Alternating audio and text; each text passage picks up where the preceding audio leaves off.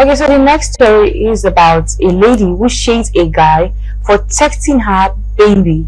So apparently the guy was trying to be sexual with her, and she shunned it up and said it feels like a curse for him to call her baby. Can we have the video on the screen and come back to analyze the story? Lady shades man who texted her baby.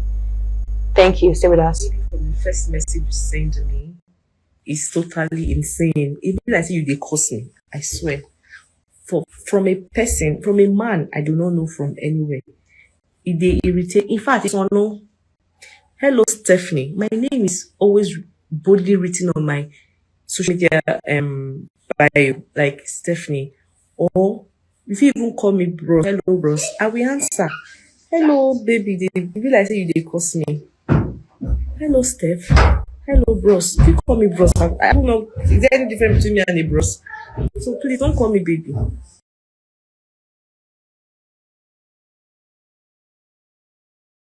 Alright, welcome back. You're still watching the buzz. So to buttress what she said, I think from the angle she's coming from is guys always talking to you in the light of being sexual. They don't know you from anywhere, but they always try to come to you and call you names that they are not fit to even be calling you, because you really don't have any relationship with them. So what's your take on that?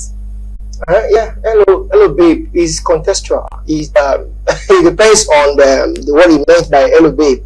Hello babe as a familiarity, or hello babe like a babe, like the slogan they use for babes.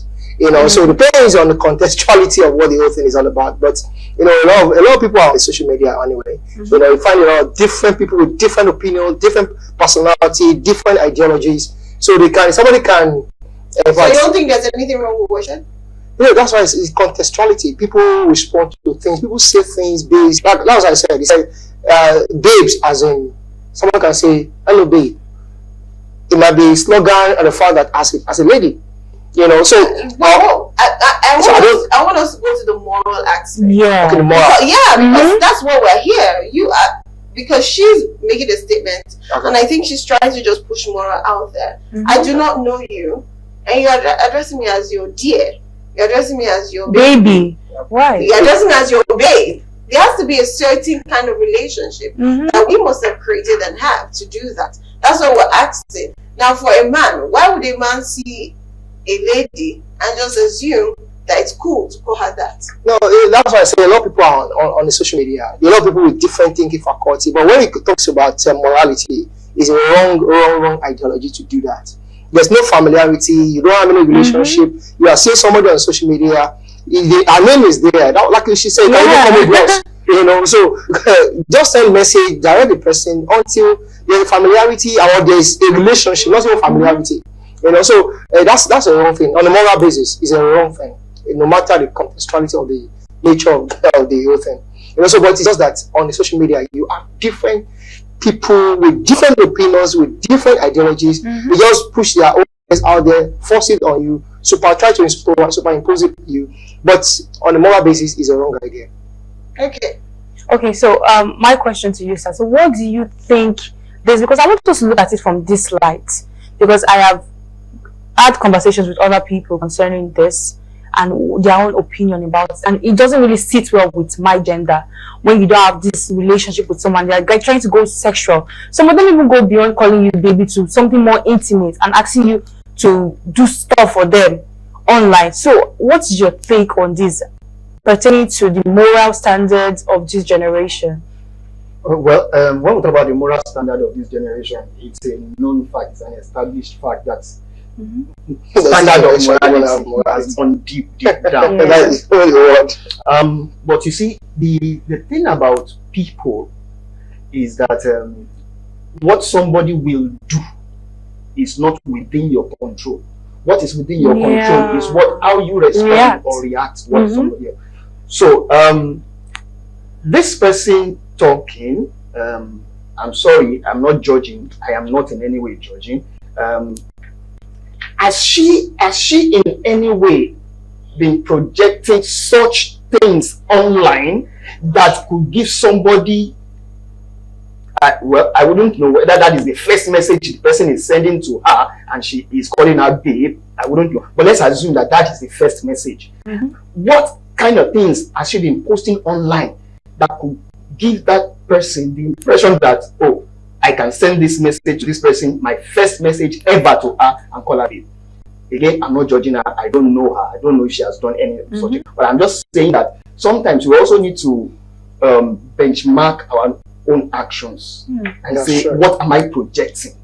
What message am I sending out? The way you dress will be the way you be. So I beg to differ from your explanation, talking about women having what they project out there. No, it's not about women. It could be a guy. Okay. It could be anybody. No, I'm even saying that I'm even saying that some persons even just project the morals and the values and the discipline. It now takes the other person calling the baby. Because if I have my morals and values, the person coming to me probably doesn't have morals and values. We still think that calling me baby is okay. I don't want to put it that it is what we project, what we post on social media. No, there are people that don't even post anything. When you want to chat with them, they come with raunchy messages and all of that. Yes, again, that goes back to what I said earlier. What somebody else will do is not within your control. What is within your control is what you will do, how you will react and respond. So somebody has sent you that kind of message. How do you respond? How do you defend yourself, so to say? How do you rebuff this person? How do you tell the person, no, I am not this kind of person that you can just approach first message and you are calling me babe. But then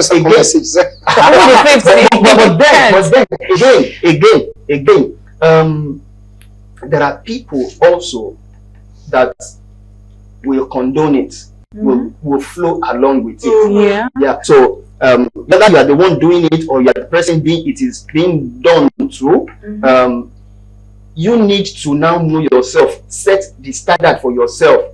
There are married women. There are married men who do it to married men, and then there are married women who such is done to, and rather than respect the fact that they are married, they are in somebody's house, respect the institution called marriage, they flow along. Now, the person has sent the message, it is now you who must now say, no, I am not this type of person. And you reject it and you refuse it, and you let the person know that no, it is not right. Can't trust me that way. So again, I think it goes back to the individual. Individual. Unlike these days, there are many moral decadence, like we say. In fact, even there are many people, because she is rebuffing it, doesn't mean that some others will not, like you said, will not accept it. Hello, baby. Okay, yes, I am. How far? In fact,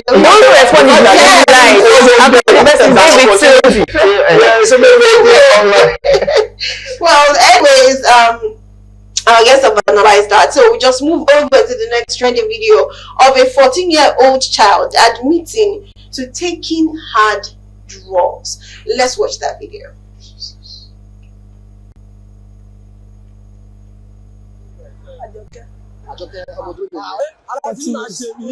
14 years. You're 14 years. 14 years in. Okay, so Bola will be a lot. I'm going to put that in the tip. Mama live 4 years back. 4 years. So, you boni La Masharash. Kola ni Masharash. You boni. Masharash Kola Iba.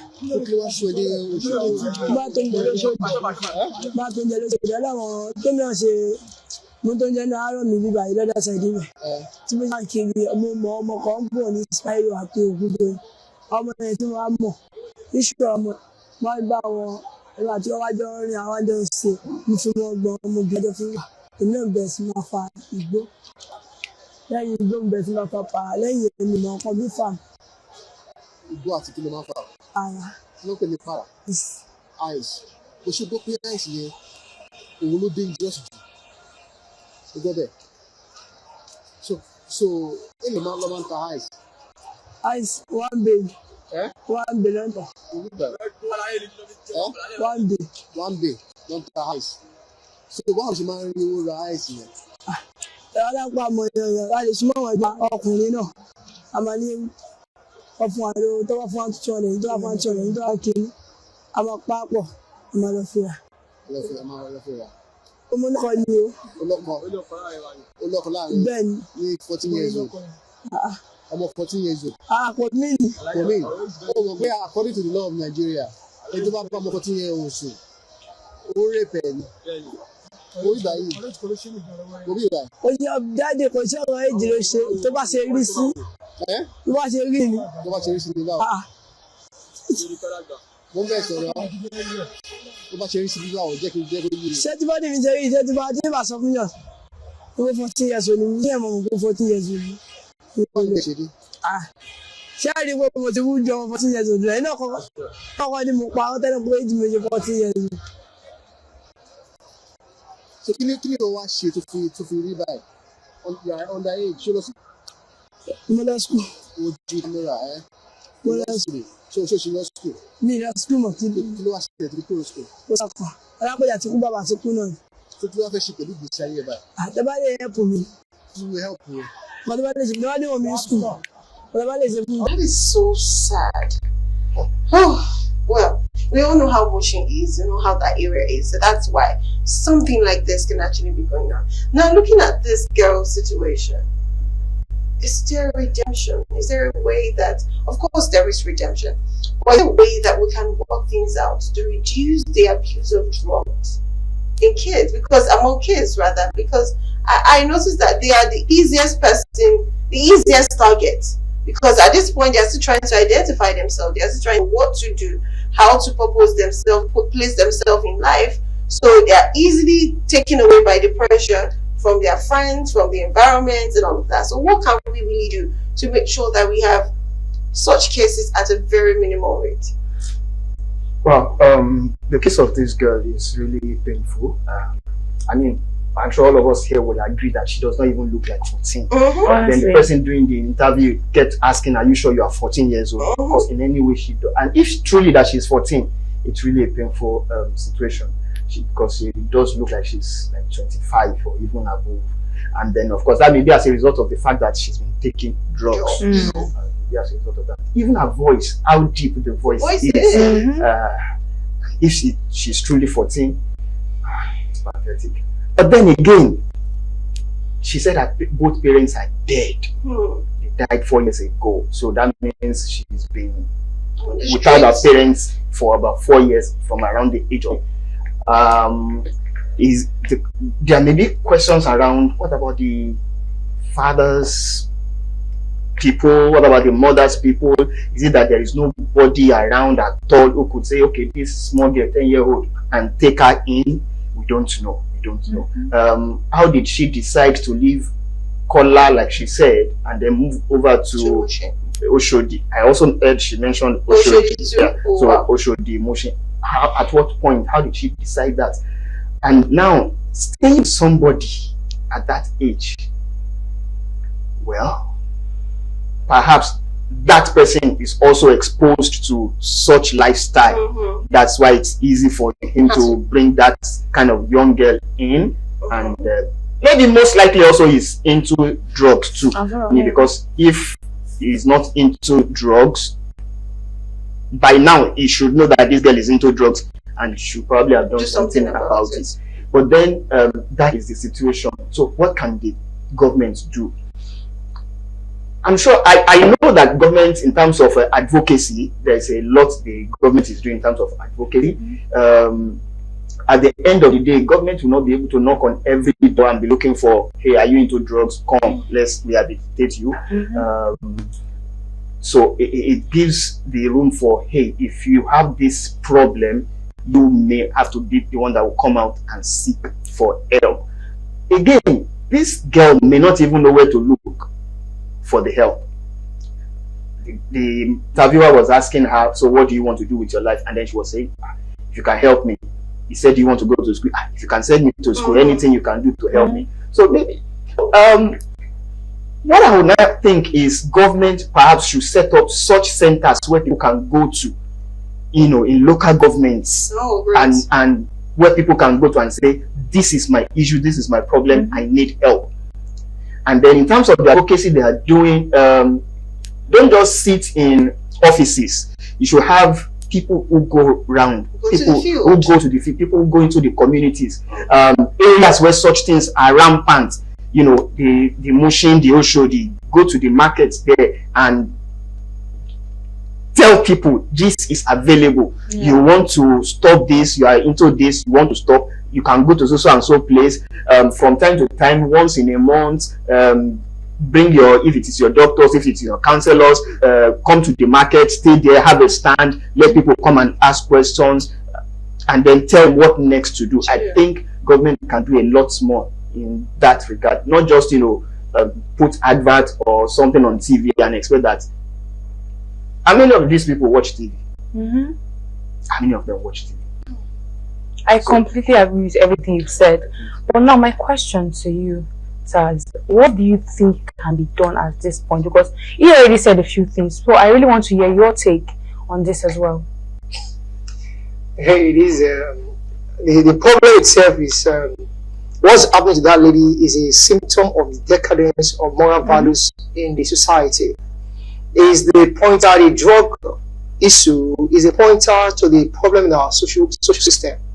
Our welfare system is so poor. The whole problem itself is symbiotic. It's something that's connected with many areas, the areas of the youth empowerment that is failing. You know, it's okay. Somebody, you say you are trying to arrest or try to take drug away.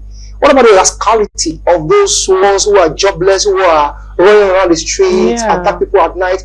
When they are jobless, when they are not distracted with things that are positive, they will go into drugs. So the social system, when it comes, the Ministry of Youth and Social Development, what they are doing, I still don't understand. One time we have deliberated on things like this on this program one time. That's one of the things you use to really help the youth or distract them is football. I mean, is sports, a library system, in local governments, in the welfare system. Things, you don't look for things. In those days, they do principal corps. They do different things that they do to distract the youth. You know, when in an environment like this where there are so many youth on the streets, they get into drugs. There's nothing you can do. So the social system, let me go back to children who lose their parents or who has lost the benefactor at early age. Where is the welfare system? In Germany, in West country, you hear people even taking children from the parents that are even still alive. When they maltreat them, they take them away from their parents. And more children who don't even have parents. That's what has led to all this Inajeri and Boko Haram in the north. Gradually, we are brewing this same thing in the West, and without knowing, in the next 20-30 years, we are brewing some in-house Boko Haram in the West without knowing. Because since we see, there's no area you get to now, you see them, we say they're black lips, black face, black, they are dirty, and they are begging for money on the daylight. By evening, by 7 o'clock, 8 o'clock, they begin to attack people, and that's what's rampant in every area. That's rampant.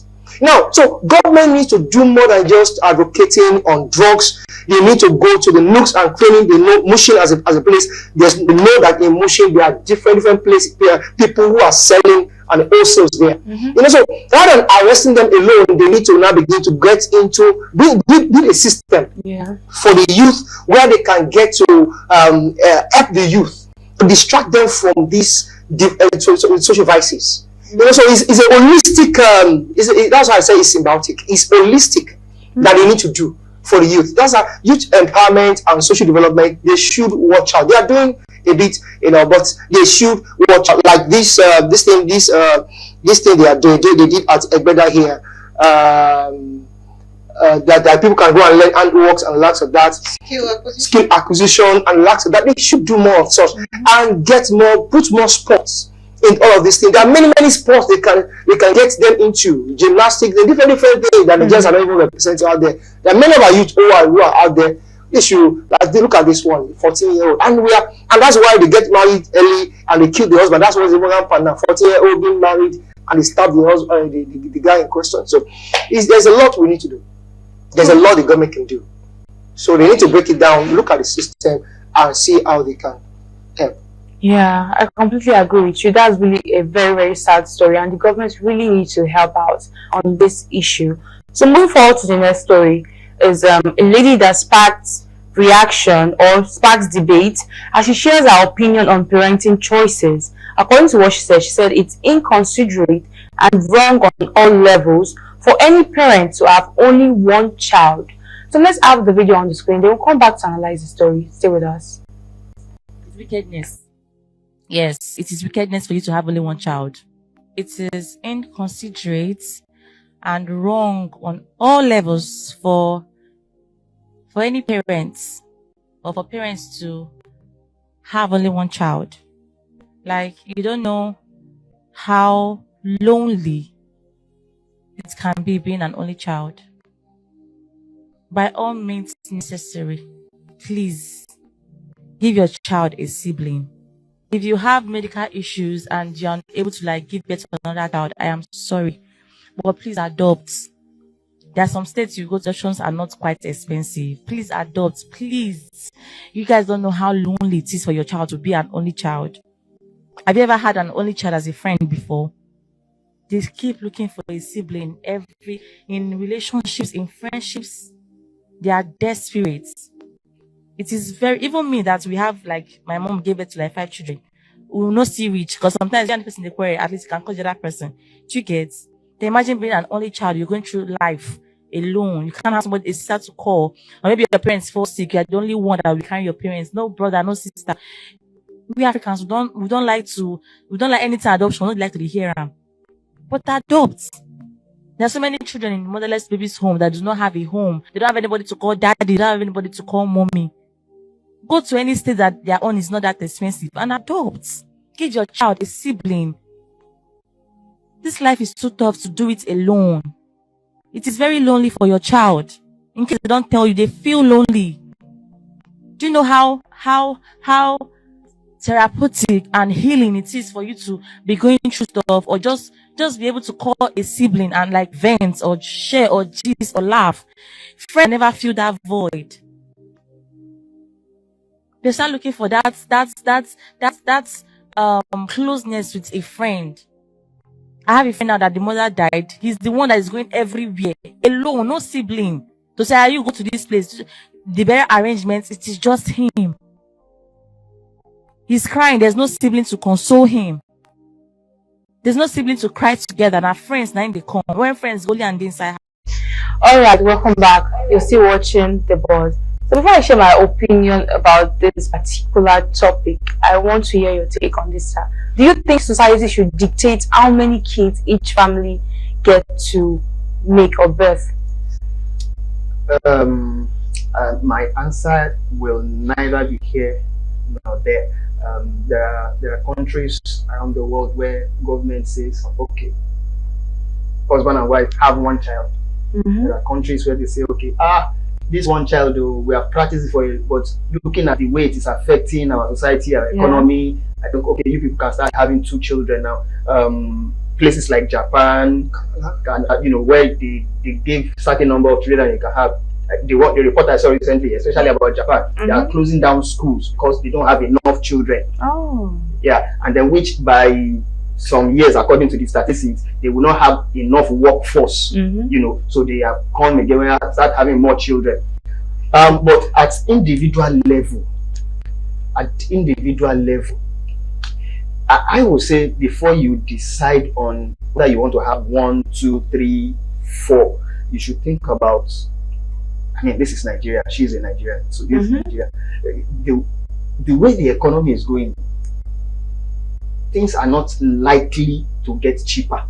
Let me say it the way they always say. Things are not going to get better. No. That's why I said, let me say it the way I first said. Things are not likely to get cheaper. But I now said, let me say it the way people say it. Things are not likely to get better. Things will become more expensive.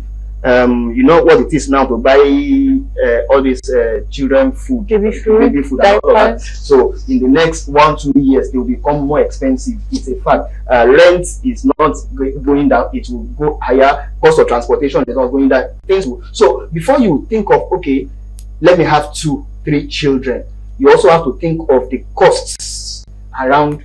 Yeah. Yoruba have a very funny saying that I don't agree with.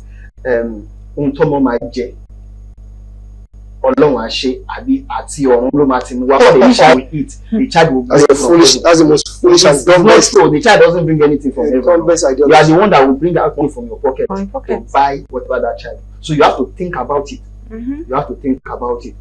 But no sincerity, she made some very important Very, points. very, very important. Mm-hmm. I have an 8-year-old daughter. Okay, she will be 8 by this November. I understand sincerely some of those points about a child being alone, not having another child around to play with. Sometimes my daughter wants to play. She has to play with me. That's true. I'm the one that she has to play with. There is no other child that she can play with. So that's what I'm saying, that my answer will not be here nor there, because she made some very important points. However, I cannot say because of that now overburdening myself with the expenses that are required for 2-3 children because I want her to play. She's not the one that will bring the money. I'm the one that will still bring the money eventually. You understand? So It's really dicey. yes, it is. It is. Okay, well, Pastor James, well, you've heard what Abiodun said. Okay. He said quite a whole lot, and I think I like his stance, but I still want to hear from you what you think about that. All right, before I make a comment on this, and there's something I want to add to what I said earlier, that solving the drug addict and the youth issue, the NGOs can support the government as well, and the religious organizations as well, as many churches have been doing, rehabilitations and lots of that. So even private sectors can weigh into that. So we should not just burden, say, the government alone. Now, okay, concerning this matter, and really, as you was talking, I talked about things like this about a few weeks ago myself. So to really relate to what she's saying, I have 2 children. I have somebody close to me who has a child. And I see the way the children, they play among them, between themselves. And I can have time to study where you guys go to your room, go and play, and lots of that. And the way the relationship, I'm just, in my heart, I thank God that these children are 2. Because I not compared to someone that has a child. She said something that when they grow up, they'll be looking for relationship everywhere, and which is normal. Every human being is looking for love, they look for relationship. But when you have around your siblings, the pressure will be limited. But somebody that is just one person, you'll be trying to find fulfillment in other people out there, trying to make friends, trying to beg for friends, trying to, so it's so real. And the burden in the future, though they are on the parents, the burden of having many children, like one of my mentors will say, he said, a child will take you 25 years burden. 2 children will take you how many years? It's not 25 years burden. So but nevertheless, 2 children are not too much, because the one child needs a companion. Like Mr. Abiodun said, his child is always coming to play with him and lacks with that. So a child needs a companion, or else he will release the child to go to play with the neighbors. So she's making a sense. She's making a sense. Anyways, well, she's making sense. Well, I just want to put this out there. I don't know if there's a video where we have a lady shading a man who texted her with baby, the same baby we're talking about, and says that the word feels like a curse. Now, I don't understand, but for us to understand exactly what she means, let's watch this video and we'll come back to wrap up the show. Please help me.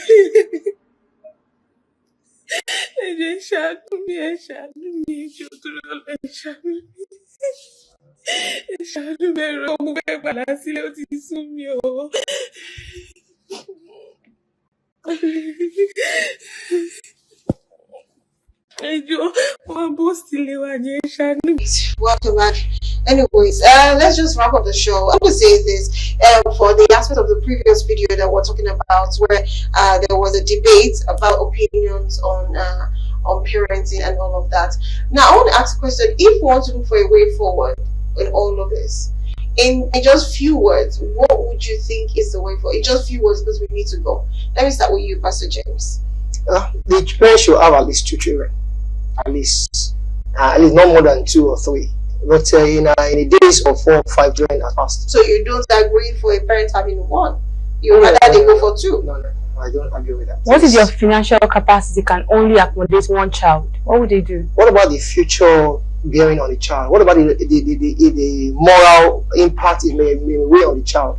And the child, as the child is growing up, she needs somebody to play with. She's growing, she might find it in the wrong place.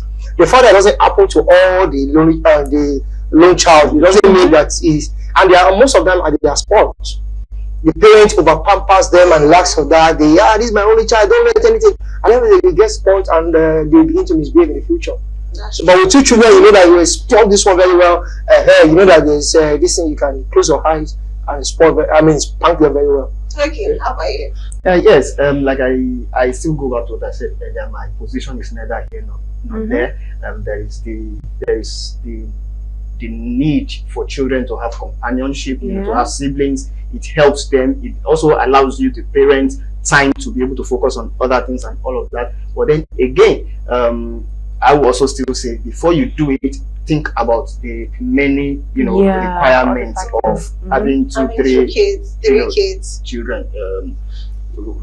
That's what I just want to say. Well, for me, I always say, don't go for one, because first is there will be so much burden on that child, and such a child, they tend to, I don't know, I stand corrected, but they might be prone to having even the bad friends. They might be prone to a lot of peer pressure. They just want people in their circle, so they pick the trust me, the bad ones are always look very enticing. They pick the bad ones, and it's very easy. Like you said, they get spoiled.